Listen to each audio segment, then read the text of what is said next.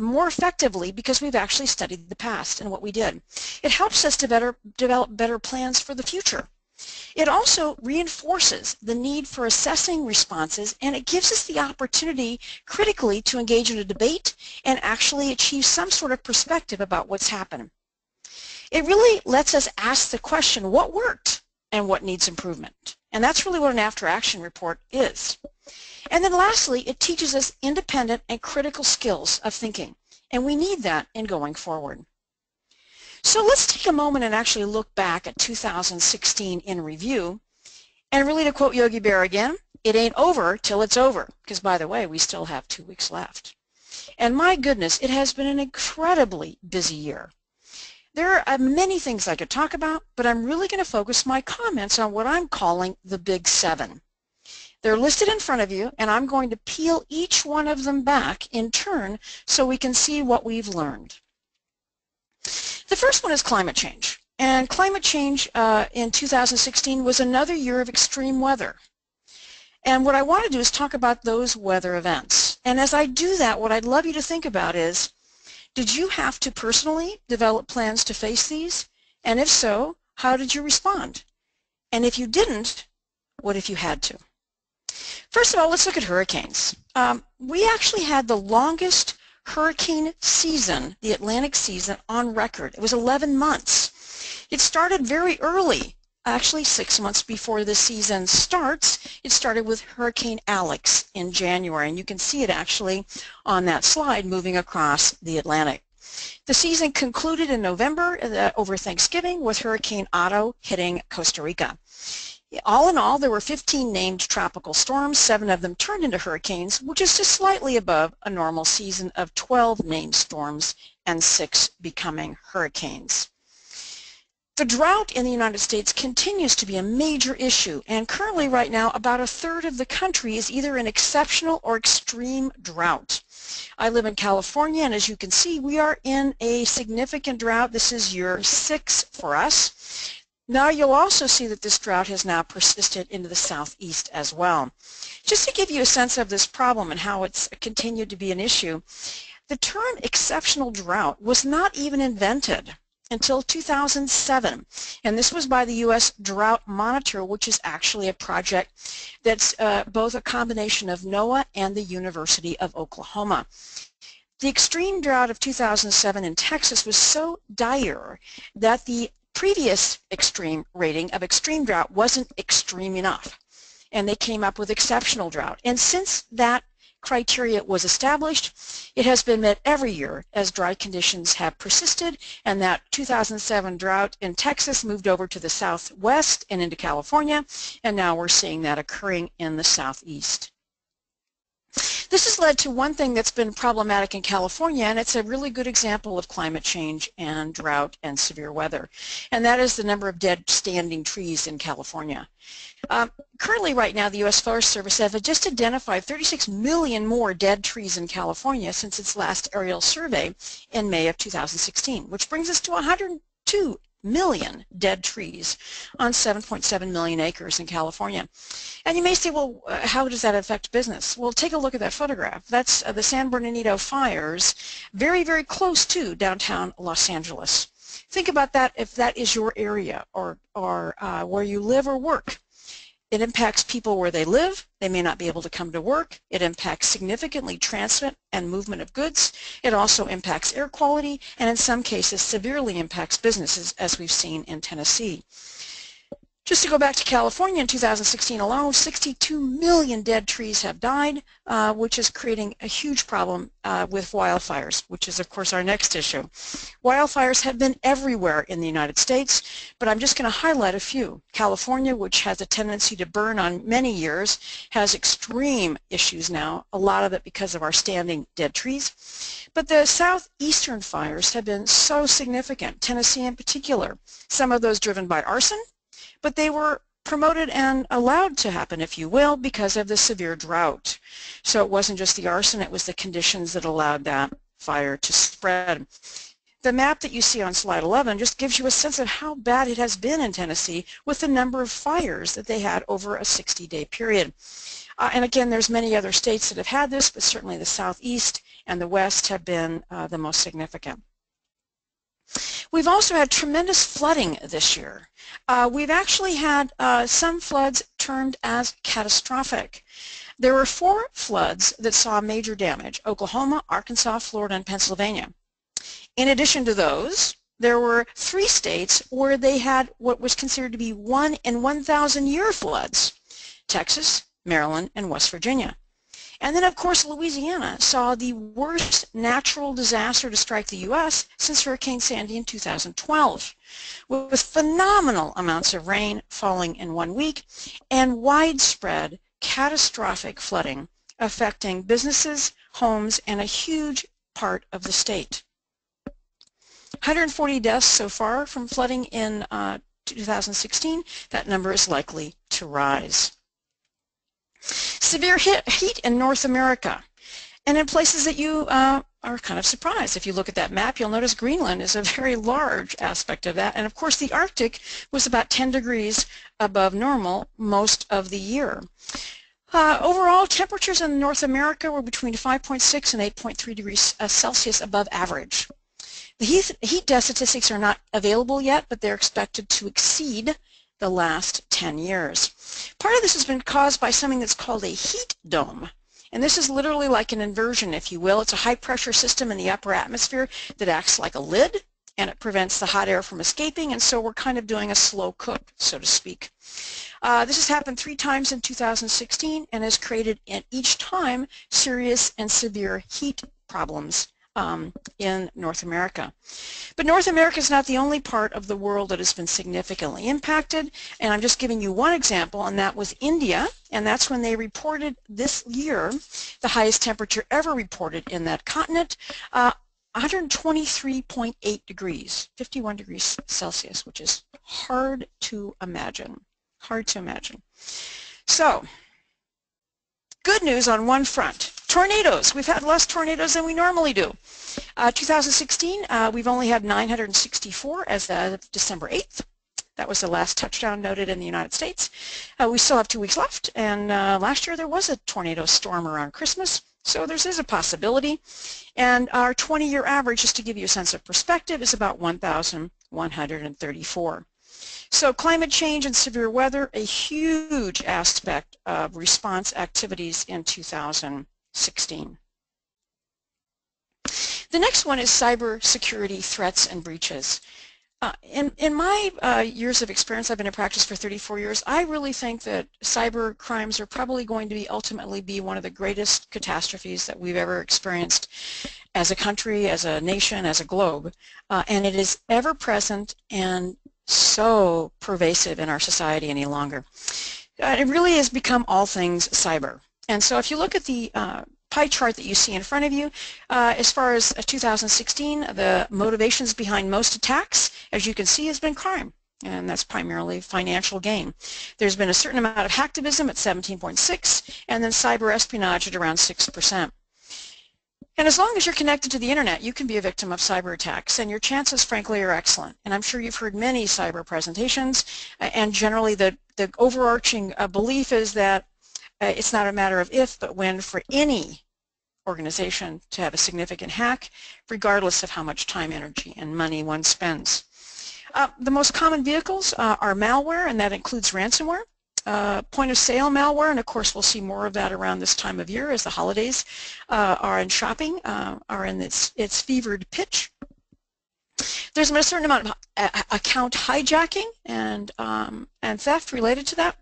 Malvertising really started to peak up this year, and that's where malware is actually embedded in ads that you click on even very legitimate websites.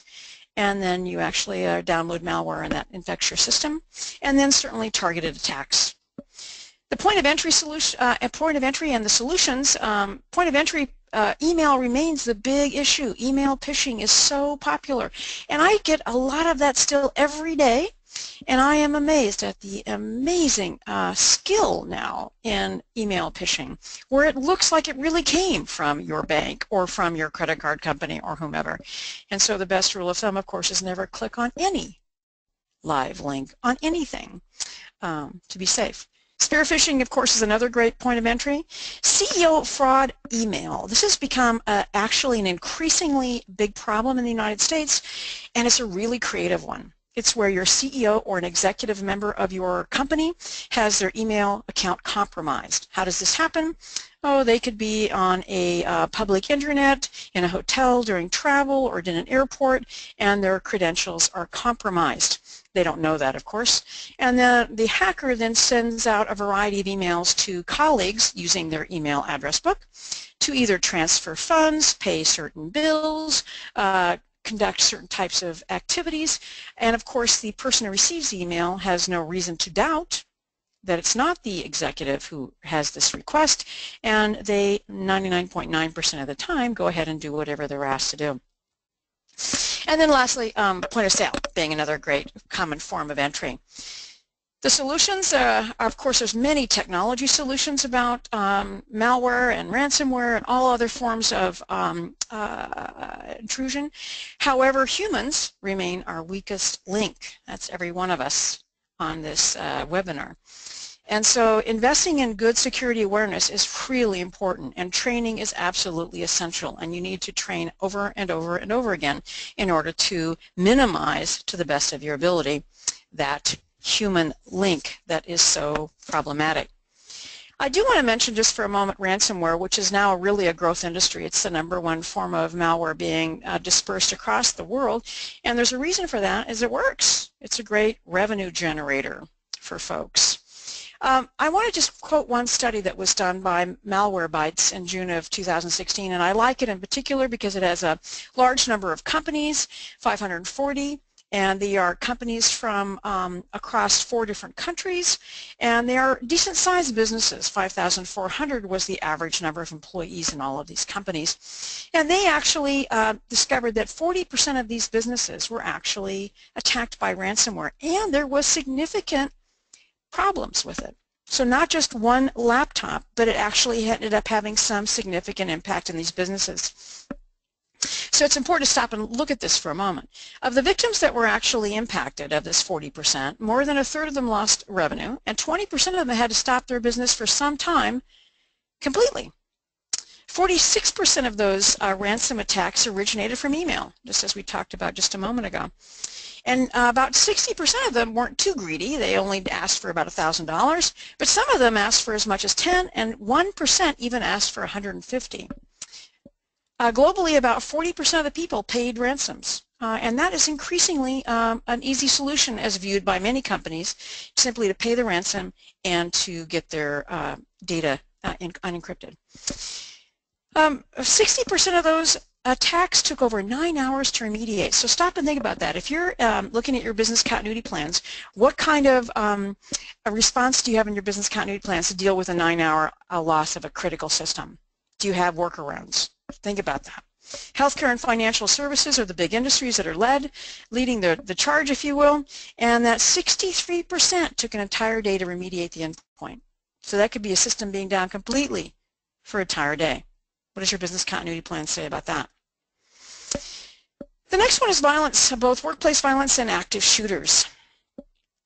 Active shooters, as we know, and Everbridge and I have done a lot of work on that this particular year, is increasing. And you'll see this are FBI statistics starting from year 2000 with 2 attacks, and then going up to 2015, of which there were over 20. An active shooter, as you know, is the definition is an individual who's engaged in the attempt to kill individuals in a confined or populated space, and that's their sole purpose for being there. An active shooter situation is increasing, as we've mentioned, and it's at the highest it's ever been. As far as the statistics for this particular year, these are the only ones that have been actually formalized by the FBI. There are others, but they are not currently listed as an active shooter event. So I've only listed the ones that the FBI count to date, June to mid-June, and you'll see those in front of you. There are 13, but there will be more than 20 certainly by the time the year is over. But active shooter is only one part of this whole puzzle, and the other part is just simply gun violence and mass shootings. So when we talk about gun violence in the United States, as of December 10th, there's been 54,000 shootings, almost 14,000 deaths, and a little over 28,000 injuries. But What I want to speak about just for a moment is mass shootings. As of December 10th, there were 363 mass shootings in the United States. The general approved definition, although there are some people that have slightly definitions, but the one that's used the most often is a mass shooting is over 4 people shot or killed at one time. And honestly, that's what you most commonly would see in a business is a mass shooting. Where somebody might come in after a termination or a disgruntled consumer or something like that. So these are increasingly an issue that we have to face in business, and this is not going to go away anytime soon. Terrorism, both U.S. and worldwide, continues to grow. Now you look at this graph for a moment, you think, wow, look at how that has really gone up. So let's stop for a moment and talk about the definition of terrorism. It's the use of violence or intimidation in pursuit of some political aim. Now when you look at those numbers by looking at that slide, you think, my gosh, what is going on? A lot of this has been driven by the Mideastern conflict, and certainly it started in 2001. With 9/11, and then it has moved forward since then. But most of these are occurring in actually very few countries. So it's a relatively small amount of countries where the vast majority of terrorist attacks are occurring. Afghanistan, Iraq, Libya, Nigeria, Pakistan, Somalia, Syria, and Yemen. Those are most of them. In the United States, there are 4 currently that the DHS has deemed as a terrorist event. In Philadelphia, Columbus, Ohio had 2. One just very recently on the campus of Ohio State, and then of course the Pulse Club in Orlando in June with a significant death toll of 50 and 53 injured. Worldwide, currently as of December 10th, there's 1,679 incidents of terrorism. And again, this is not going to be a situation that will resolve anytime soon. The next is actually infectious diseases, and it really has become the year of the mosquito. On many levels, but of course when we think of that, we do think about Zika in particular. But mosquito illnesses, they're literally caused, what they are essentially are illnesses that are caused by either a bacteria, a virus, or a parasite that is transmitted by the bite of a mosquito. These diseases are spread by the bite of an infected mosquito, and the most common ones that we see in North America in particular are the Zika virus, which of course is new on the horizon. I'll talk about that in a minute. West Nile, which has been around for about 15 years. Chikungunya, which is a new one, dengue, and malaria, and I'm going to talk about 3 of those 5. As climate change continues to strengthen, you're going to see that the conditions to enhance mosquito breeding and their survival are going to increase. Mosquito breeding season and their survival time has increased already, especially in the southeast, Florida, Texas as well, and this will continue to change as our climate continues to evolve. Zika, of course, we've heard a ton about that in the news and the impacts it has with young women in particular and pregnant women and their infants. Zika, as we know, is spread by the Aedes species, which also does cause dengue. These mosquitoes are unusual because they like to bite all the time. They bite at night and they bite during the day. Here in the United States, we've actually had transmission of this particular illness in 2 places. And that's been in Dade County in southern Florida and also in Cameron County in Texas. And that's problematic because that will continue to be an issue and it will continue to spread north in the United States. Should that be in your business continuity plan? It primarily is a safety-related issue. And so you would expect to see a Zika or mosquito safety activities, probably primarily with your HR department or with your safety department. It's not really a business continuity issue, but it certainly can have a big impact in the workforce and ultimately may impact us as far as business continuity. Chikungunya is a really interesting illness. I've been following this for about 15 years. It actually is from India and down into Africa, but it first made its appearance in the Western world in Europe. It came into Italy and Florida and now is fairly widespread over parts of Europe in the summer. Chikungunya is also in the Americas. It has localized transmission. It's had localized transmission in Florida, Puerto Rico, and the U.S. Virgin Islands. Its most common symptoms are fever and joint pain, but it has headaches and muscle pain. It may sound, well, okay, that's not that big a deal, but chikungunya can actually result in severe and disabling long-term health problems. And in the individuals that I have met who have actually experienced it, it is debilitating for an extended period of time and never really goes away. So it is not going to kill you, but it's going to make your life miserable and maybe miserable for the rest of your life. Dengue has been a problem since the 1950s worldwide. It has rarely occurred in the continental United States, but it is endemic in Puerto Rico and in many places in Latin America, Southeast Asia, and the Pacific Islands. It has, however, been locally transmitted, which means the mosquitoes living in these communities in Texas and Florida. So Texas and Florida, as you can see, is ground zero for mosquito infections. Both Zika, dengue, and chikungunya has also been there as well. Dengue produces high fever and pain in numerous areas of the body, and death can occur, and one of the most dangerous aspects of that is dengue fever, where it actually creates a tremendously high fever and people can die. The next one, the political changes going on in the world, and that really is the populist movement worldwide and its possible impact on trade and supply chain issues. So just to give you a definition to sort of begin the conversation about populism, it really is a political doctrine that views a real struggle between the populace, the common man and woman, and the ruling class or the ruling elite. And it's very common in democratic nations. And we have seen this in multiple places around the world this year. Of course, Brexit being the first one in June of this year. The No on Peace vote in Colombia. I do a lot of work in Colombia, and it was shocking to them that peace was voted down by the public this summer. The Trump election in the United States. The Rodrigo Duterte presidential issue in the drug wars in the Philippines. And then Mayor João Dória in Sao Paulo, Brazil, are some very recent examples, all populist candidates who have risen to power in those nations. So you may say, well, why are we talking about this in relationship to a big event and looking at business continuity or emergency planning? And there's a big question there, and that's on supply chain and trade issues. It's really unknown, but there's a lot of speculation, and if you peel back in the business publications, which I have been doing extensively for the last 30 days, my gosh, there's a lot going on. There's a lot of speculation about how any kind of protectionist trade or the renegotiation of existing trade agreements like NAFTA, or placing import tariffs on foreign goods like Chinese goods, and how that would impact trade and how therefore it would impact supply chain.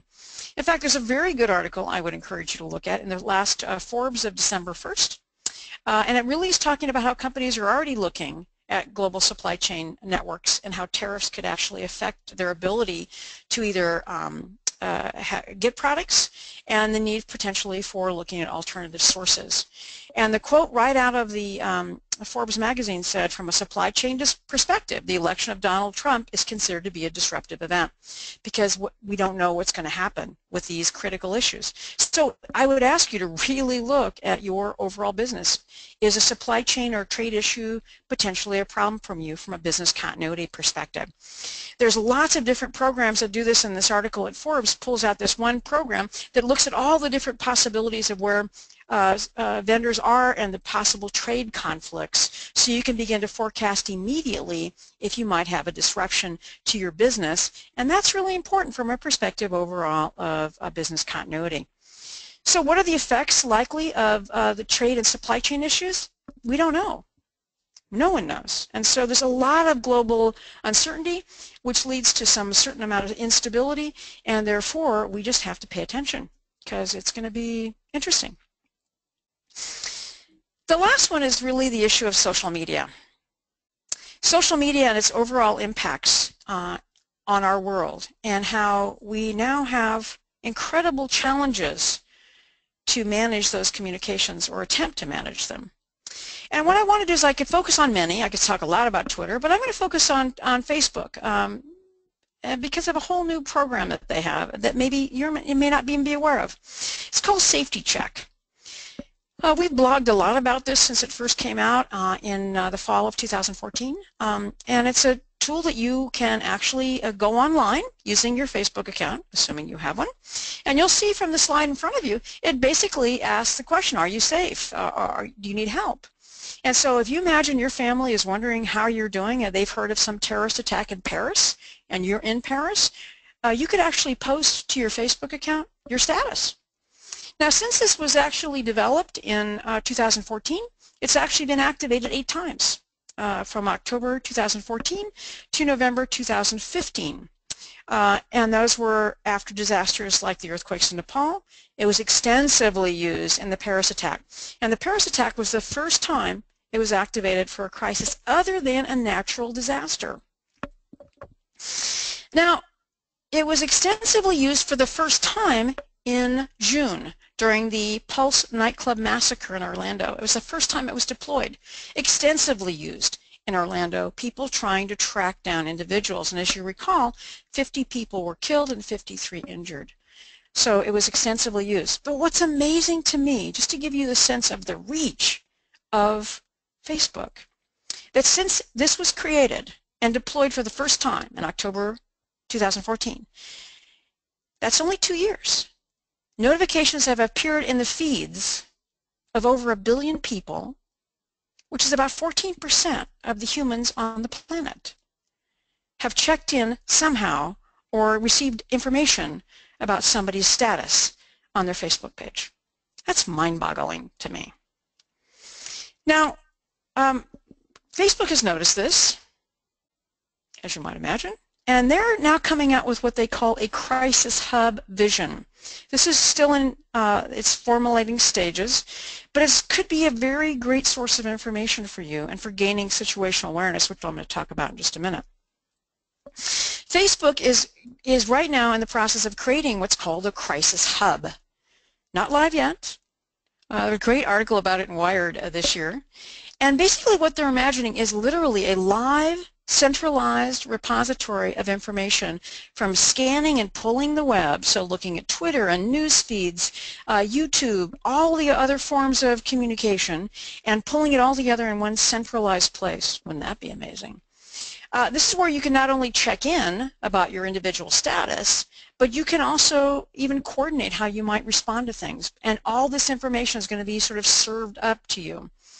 So they're going to be following news and chat sites. They're going to be looking at live video, and their goal is to basically aggregate all of this and pull it into a page. Mind-boggling. What their claim is, and if they can do this, it would be phenomenal, is to basically defragment all of this information that comes out of this disaster zone and be able to pull it all together for us in one place. And wow, if they can make that happen, that would be off the charts phenomenal.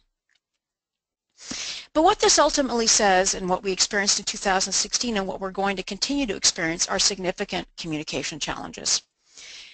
The speed of communication is accelerated way beyond the speed of light, and it's fed by essentially 3 things: a connected world, mobile devices, and social media. And what this means is that for companies, there is a phenomenal pressure to get ahead of it, or at least keep up. And that is a tremendous pressure and really, really hard to do. With everybody in possession of a smartphone who begins to post things almost instantly and in real time to a multitude of platforms, wow, it's a lot to keep up. And this is only going to continue to increase, and it's only continue to get worse. And that's our world. So those are the 7 things that I think are really the big issues for us to deal with. So then the question really becomes, well, what's next? What's next as we go into 2017? Well, I've been researching this talk for about 2 months, and I've read tons of information. And what I think when I'm asked that question is literally more of the same. I actually think all 7 things I've mentioned are going to continue to be a major issue in 2017, and in some cases expand. And as Yogi Bear said, it's like deja vu all over again. So what's our future? If we are indeed facing these 7 items that I've just mentioned: climate change, cybersecurity issues, violence, terrorism, infectious diseases, political changes and instability, and the impact of social media, what's our future, and how the heck are we going to cope or manage? And what I have to talk about with that answer is really what I'm calling 6 building blocks. And I think these are really, really important. And let's peel them back one at a time here. The first one is really understanding your current risk profile. I really strongly believe that based on the discussion of our Big 7 I've just talked through, it's really important that you go back and reassess your risks. Most organizations do a hazard risk vulnerability analysis once, and they may pull it up periodically from time to time and give it a cursory look. But I think you actually need to pull it out again. And for all of your locations, I think you need to look at the 7 things I mentioned and really look at that from a risk perspective as well. If it's been more than 2 years since you've done one, you need to do another one. And you need to think more broadly, and I would really encourage you to think about the 7 things I mentioned today. And if applicable, if you have supply chain concerns, and many of us do, and sometimes they're kind of hidden, you need to really look at whether your supply chain could be at risk based on the political instability of the world. And after you've actually done that risk analysis, what's really important is that you also then really look at risk tolerance. Now, you personally probably aren't the one that's going to assess that risk tolerance, but perhaps then after you've redone your risk vulnerability assessment, you take it to your senior risk committee, or you took it to your business continuity steering committee, and you talk about any new findings you have, or just reviewing your current status based on the 7 things that I mentioned. Because somebody needs to re-up the tolerance they have for risk and say, is our planning sufficient for the risk that we've actually now identified? And it might have changed. And that really asks all of us on this call to really think about thinking ahead. What do you see when you look forward now? And you need to really think about things that might need to be changed. So the risk assessment is the place that you need to begin this whole conversation. Now, one of the things that I would like to call to your attention, if you're not already using it, I use this a lot, and every time I give a speech, I almost always talk about Google Alerts. But it's a great way for getting information, for assessing risk, and for ongoing following key topics that you're interested in. So if you don't use Google Alerts already, I would ask you to go to Google and Google Alerts. And what you'll see on that slide 45 when you look at that is you'll see that that's what the page looks like when you are trying to set up an alert. And notice what was typed in there is Amazon. And then you basically can tell it how often you'd like to hear, if you have certain sources that you want or you just want it to find things, if you have language requests, if you want to specify a certain region or if it's the entire world, how many searches you're interested in. Are you interested in everything? Because by the way, if you say everything, you'd be getting zillions of pages, but you want to specify that, and then you want to put your delivery address in. And then amazing things happen. Google will every day, or more than once a day if you'd like to know that often, send you an email about an alert and the topic you've selected. So for me, I have lots of alerts I have posted. Earthquakes, hurricanes, all the natural disasters. I have a variety of keywords related to cyber hacking. I have keywords related to active shooter. I have quite a few. And so every day Mama Google delivers to me, oh gosh, 10 or 15 emails. And I would quickly look through them because she has very efficiently and effectively found the most interesting things for me to keep my eyes on. And it's a great way to stay informed and constantly re-up your information regarding to risk awareness, and it also does help with situational awareness for something that might be developing. So first thing, you've got to go back and really look at your risk profile, and you really need to relook at your risk evaluation. The next thing is situational awareness, and this is increasingly a challenge, and that's because there's so many places that information might be available to you, and in some disasters there's so much information, it's literally like you're drinking out of a fire hose. And the question I have to all of our clients is, how do you even remotely plan or think about how you're going to keep track of all this stuff? That's not an easy answer, by the way. And that's a great exercise to actually design.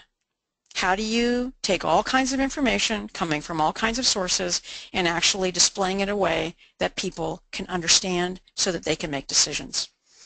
So I would really ask you to be ready for the 7 issues that are likely to happen when you look forward to 2017 in a building block. How do you process and how do you actually determine situational awareness? So again, situational awareness by definition is the ability to find out what's going on in real time. Emphasize the word real time. It's the ability to identify, to assess, to comprehend, to put this together in a meaningful way, handing it to the team that's going to make decisions so they know what's going on. So how do you develop these situational awareness skills, and how do you display the information and provide it to those who are making decisions so they can make the best decisions possible to ensure that you have a solid recovery? This alone, you could design an exercise around situational awareness. But because of our fast-changing world and the sheer number of places information is available, how are you going to do that? Maybe Facebook's Crisis Hub will be a big help. The third thing is about incident assessment. We're hired often by companies to look at their crisis management program and their business continuity programs, and one of the things I find is that still, to this day, many people have not clearly defined how an incident is assessed. They may have it done fairly clearly, maybe from a technology perspective, utilizing ITEL, but for most parts of the business, that's not the case. So what I would really ask you to do as you look at 2017 is look at your incident assessment process. How do you determine whether you're going to activate a plan? So how do you determine which incidents are assessed? And then how does that happen? So what I usually find when I see a plan is I see what the risks are, and then all of a sudden magically the plan gets activated. But that middle and very important step of how does that happen is not often documented. So if I was auditing one of your plans, I'd want to see, do you have an incident assessment team? I hope you do. How do they come together? Do you call them out by using an emergency notification system? Do they go to a phone bridge? Do you have a physical meeting place? And you notice here I say you must come up with at least 3 places where they could meet. What's the criteria they use to determine whether you're going to activate the plan? I mean, some things are just obvious, but there's a lot of things that aren't obvious, and those are the ones, frankly, that get people in the most trouble. You want to make sure if you have an incident assessment team that you have clear criteria, but they also have the authority to act, which means they don't have to ask permission to activate a plan. They should be able to do it. So whether that's activating business continuity plans, activating the incident or crisis management teams, whatever it is. This needs to be then clearly documented, and this is one of the critical things that you should be doing exercises on so that people who are tasked with the job, the incident assessment team, know it backwards and forwards, and they know they're on call 24 hours a day, and that any time, day or night, they might get an emergency notification message, they might get a text that says to go to a bridge to actually assess an incident. Really important, and especially in these fast-moving things that are facing us these days. The fourth critical building skill is to make sure that you have a very effectively organized incident management team, sometimes still called a crisis management team.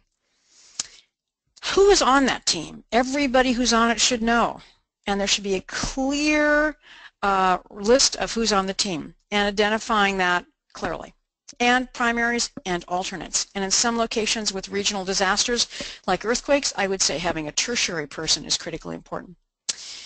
You want to make sure you've got plans in place that tell that team what they do. There should be clear checklists for every one of those positions about what they do at the beginning of an activation, during the course of the activation, and how they deactivate.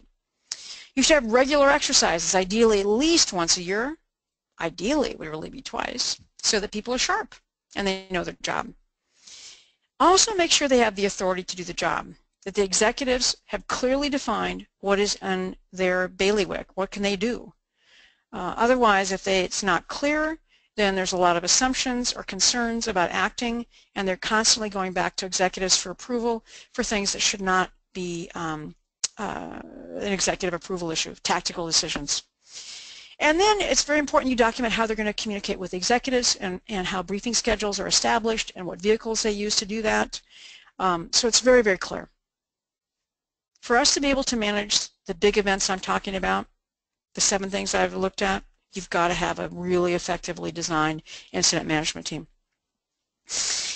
And the next piece, number 5, is that the executives clearly understand what their job is. Now, I'm not saying that to be provocative, because you may say, well, gosh, of course they know what their job is. But in my experience of many years, I will tell you is executives don't know unless they have really been formally trained and understand what their role is at time of disaster. And if they don't understand that, especially in large organizations, they're going to assume, because they haven't been told, that their job is to literally manage the event. So it's important you also identify who sits on that executive team. You're not the one obviously selecting that, but you want to work with the executives so they have identified who's on that team. Is it just the people that directly report to the CEO? Is it a larger team than that? The reason that becomes important is many times that there could be people below that C-suite group, senior vice presidents or executive vice presidents or whatever you call them in your organization, who think they might be part of that group, and then there's confusion, and then they don't know what their role is. So it's really important that we understand who sits on the team and that everybody knows what their role is. My experience with executives has said they want to know who's going to call them and tell them about the problem, and they want to have some sort of document about how they're going to keep informed. So if you use have an incident management team, and perhaps you use ICS and you use an incident commander, they would want to know who the incident commander is and the alternate, how they would be contacted. Maybe it's an emergency notification system, maybe it's a phone tree, when they would be contacted. They want to know all those things because they don't want to look stupid, they don't want to look embarrassed, and they want to be doing what's expected. You also want to document the differences between their role and the incident management team role. The incident management team role is, for the most part, usually very tactical. Their job is to recover the business. The executive's job is strategic. And when we write executive plans, we basically clearly detail out 4 distinct roles. One is the development of strategic policy. Second is the approval of funds above the signing level of the incident management team. The third is senior relationship management, which would be dealing with executives, could be mayors of the city or governors of the state. Who are the senior relationships that they manage and would want to be communicating with at time of crisis? And then lastly, if it's a significant enough event, they might elect to choose to be the media spokesperson rather than corporate communications. So 4 key roles. You want to make sure whatever roles those are that they have agreed to, it's well documented. Most executive plans we write are probably 3 pages. There's not much. Ideally, there's some regular exercises that are done with them so they understand what their role is. And whenever we do an incident management team exercise, once that team is pretty good, we always drop in an aspect of it where the executives call into a bridge to receive a briefing from the incident commander. The executives are given in advance the criteria or the storyline of the exercise so they can be enrolled, and it gives an opportunity for the incident management team to practice giving reports to the executives, and it gives an opportunity for the executives to understand what their role is at time of crisis and how it's going to go. So it's very effective. And then we want to make sure that they have granted the proper authority to those people who have been given the tasks of managing the incident. I've said that over and over again, but if it's not clear, then it's very confusing at the time of a crisis. Number 6, crisis communications. And this really ties back, if you will, to the whole issue of social media. I cannot emphasize, I've talked about this for 34 years, so sometimes I feel like a broken record. Your crisis communications plan is so critically important. I've talked to many communications people over my career, and many times they'll say to me, Regina, we don't write too many things out because we'd rather just do it on the fly because we can be very effective. And maybe that worked in the 80s or 90s, but it doesn't work now. People need to have a pre-approved crisis communications plan, and really importantly, pre-approved written templates for all media forms. So that includes traditional things such as press releases and our more traditional types of communication, but also social. It is really hard, by the way, to think effectively and creatively in 140 characters unless you actually have practiced and, frankly, have something already written that you can revise.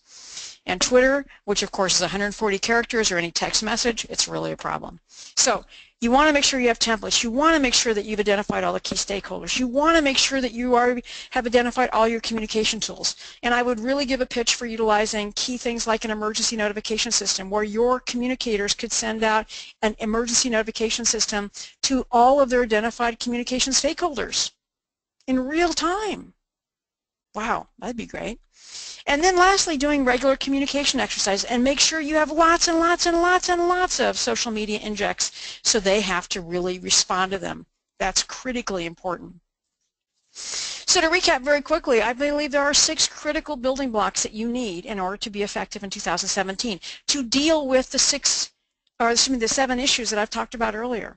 These are absolutely essential: a current risk profile, situational awareness, an incident assessment process, a well-organized incident management team, executives who clearly understand their role, and clear, well-designed crisis communications plans. So the question I would ask you in closing really is, are we ready? Are you ready for what's going to happen going forward? And my comment to you is really for you to be able to deal with the big 7, the first 7 things I talked about today, that you really need, desperately need, the top 6. And as we go forward in 2017, there might be additional things that lob on to the big 7 I've mentioned, but they're definitely going to be there. And they're only likely to get more significant.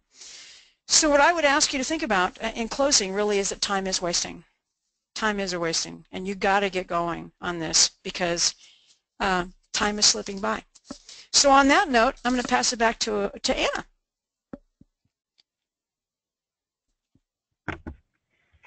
Thank you very much, Regina. Hi, everyone. I just want to give you a quick overview of what Everbridge does, and talk a little bit about our solution for all the issues that Regina just described.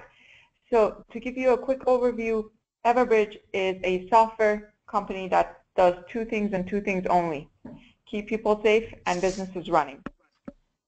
We do that by providing several solutions for life safety, IT alerting, secure messaging, community engagement, etc. And I will be showing you some of those solutions today.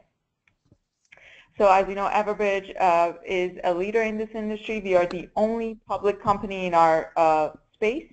We have 24 out of the top 25 busiest airports in America, and 8 out of top 10 largest cities in the US. We have been ranked in the top quadrants by Gartner twice in a row. And we have a new solution. We are looking at critical communication in a new way, because we are realizing that we live in a world of increasing threats, and our customers have been asking, how can I make sure that my employees are safe? As Regina pointed out, a lot of bad things happened in 2016. You know, we had events like the Orlando shooting, we had San Bernardino, Nice terrorist attacks, and prior to 2016, we had natural disasters like Hurricane Sandy. These are all big events, and our customers had contacts near any of these locations. So they wanted to make sure that their people are safe. So we have natural disasters as well as man-made disasters, and we need to make sure that people are safe.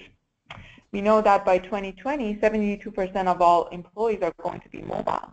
So we live in a world of increasing threats with more people on the move, and that's a dangerous combination. We have natural disasters, tornadoes, active shooter, fire in buildings, and terrorist attacks. And our customers are all over the world, and they have multiple campuses. Their employees travel all the time. They want to be able to notify these employees in case of location-based emergencies. A traditional emergency notification system worked in a very simple way. It notified people of weather events, it notified people of natural disasters or even man-made disasters based on their static location. Static location came from an HR system, and it said that, for example, Annie is based out of the Burlington office. It did not take into account that Annie might be traveling for work. She may be in Florida, and she might be affected by a riptide happening in Florida. So it did not take into account where people are at any given point. It only took into account their static location. We want to go a step further. We want to be able to notify people in case of location-based emergencies, but we want to notify them based on where they are at any given point. So we have introduced 3 location types. We have the static location, the last known location, which is where people are right now, and their expected location, meaning where they are going to be. Taking this example into account for a moment, let's say I have 3 buildings in my campus. I have building A, building B, and building C. I have an active shooter in building A, and I have employees in building B and C. I may need to send a different message to people in building A, letting them know that they need to seek shelter, but people in building C, they need to evacuate the building. So I need to know exactly where people are, and I need to have my communication already automated so I don't have to make a lot of decisions at the time of a crisis. I want to introduce you to the Everbridge model. The Everbridge model is about assessing the threat, locating your contacts, automating your communication, and then communicating to them via multiple modalities. We have a platform that services all of our solutions, and it takes into account the Everbridge model. So the assess step is about first figuring out whether the event is worth communicating to your people. Locating your employees is very important because you need to know where they are based on their static location, based on their dynamic location. You may want to know their skill set, you may need to know their schedules, and then you want to have all of your plans already configured in your templates. You want to have escalation policies defined, and then you want to be able to communicate to them via multiple modalities and increasing the rate of response. Earlier in this talk, we talked about situational awareness. Regina talked about situational awareness and how important it is. It really comes into play when you're in your assess step. So you want to see all the threats that are near your assets, near your contacts, and then you want to be able to make a decision regarding the severity of that event and being able to decide whether you want to communicate that or not. So you need a map that shows you all of your contacts, all of your assets, and then possibly all of your threats, weather events, Twitter threshold keywords, all of that stuff coming into one single platform and letting you make the decision at that point. We talked about how important it is to locate your people. We have a multi-layered approach to getting location data for your people. We get it from the mobile app, we get it from badge access systems, from network access systems, from travel booking sites. These sources of location give us the last known location of individuals as well as their expected location. And it allows us to have an accurate idea of where employees are. Once we know where people are, we will be able to place them in buildings or place them on the map. For example, in my building here, I have 56 people who have a static location in this building, meaning they're assigned to this building, but 33 people came in today. So if I need to evacuate my building due to a fire or active shooter or just a simple drill, I'm going to know that I have to account for 33 people. I can click on the building icon and get a full list of who's in that building and verify that at the muster station. So now that I'm done with locating my people, I need to also automate my communication to them, because if there's an active shooter, I'm not going to have time to make a lot of business decisions. So I want to have my plans already in place. I want to be able to quickly fill out a few little fields, like the date. That automatically gets filled for you anyway, but I want to point out which building has the issue, what floor, what branch possibly, and then have all the plans already configured, all of my contacts in there, maybe my rules in place, notify everyone in the building that comes through as a variable, make sure that all the right people are getting the right communication. But I don't want to have to do all that work when the crisis actually happens. I want that to be in place for me ahead of time. I want to have my escalation policies, my response teams already defined in the template. When it comes to the communication aspect of it, which is the fourth phase, I want to be able to communicate globally. I want to be able to communicate through multiple modalities, and I want to increase my rate of response. So Everbridge supports up to 100 different modalities. Some of them are extremely obscure. Some of them are the more common ones, like phone, SMS, email, push notifications. Those are the more common ones that everyone is aware of. We have some more obscure ones, like, I don't know, outdoor sirens and one-way pagers, etc. But when you communicate through multiple modalities, you increase your rate of response. And then I want my people to also be able to communicate with me. For example, as an employer, I want to be able to respond to panic alarms. So if I have a traveler and this traveler encounters some issue, maybe they get mugged or attacked, I want them to be able to press a panic button and communicate back with the security team at the company. So the mobile app needs to be bidirectional.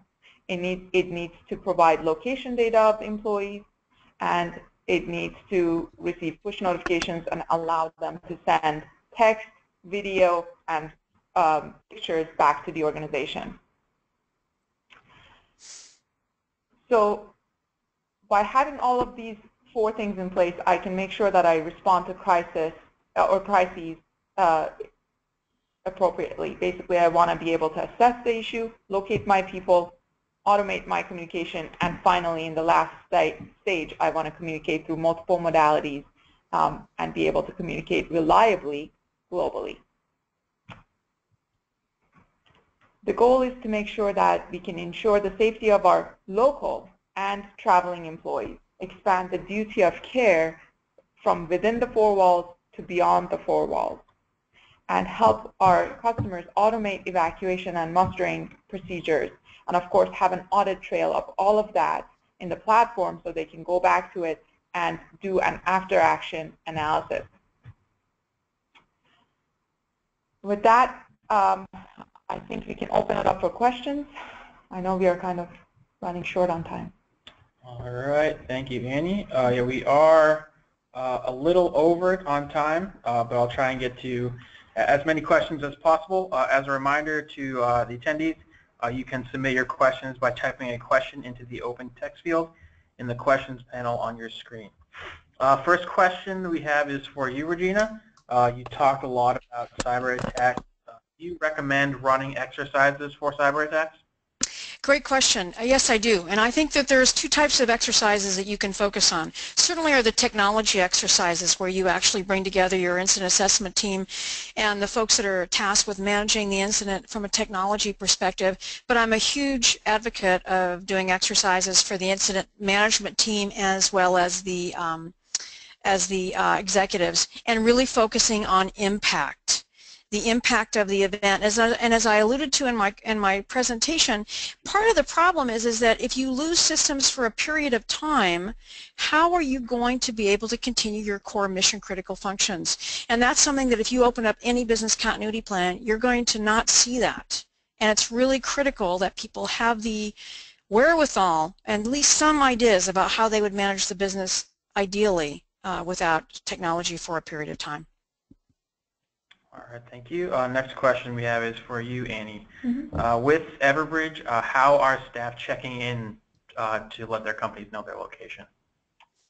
Great question. The Contact Bridge app has a check-in button, and when an end user installs Contact Bridge app on their phone, they can allow Contact Bridge to have access location services on the device.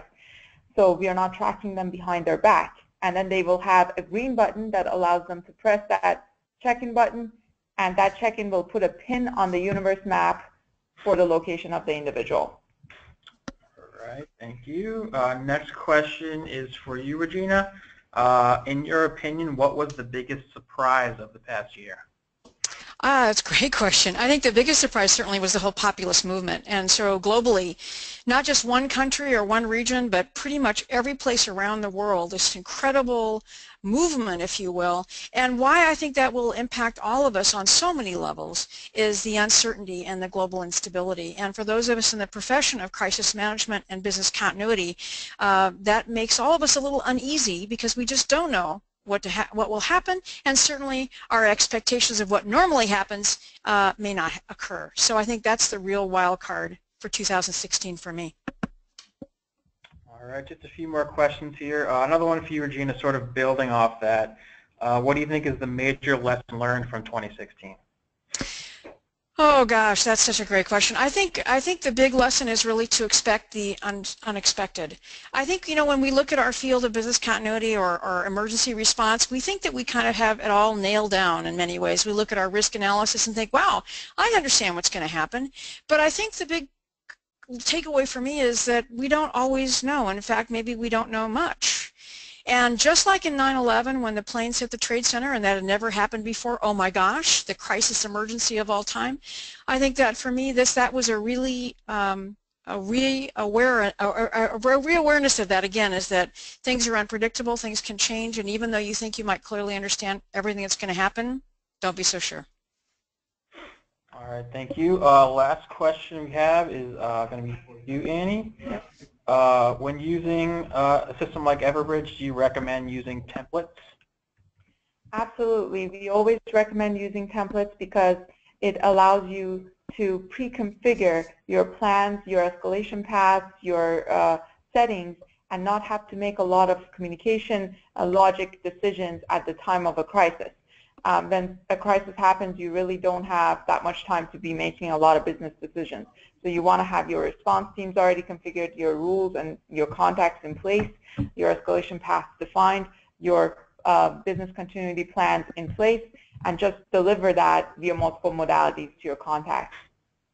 All right, thank you, Annie. And with that, we are going to wrap up. I want to thank Regina, Annie, and all of our attendees for a great webinar. As a reminder, you will receive an email with a link to the recording and the slides from today's event by week's end.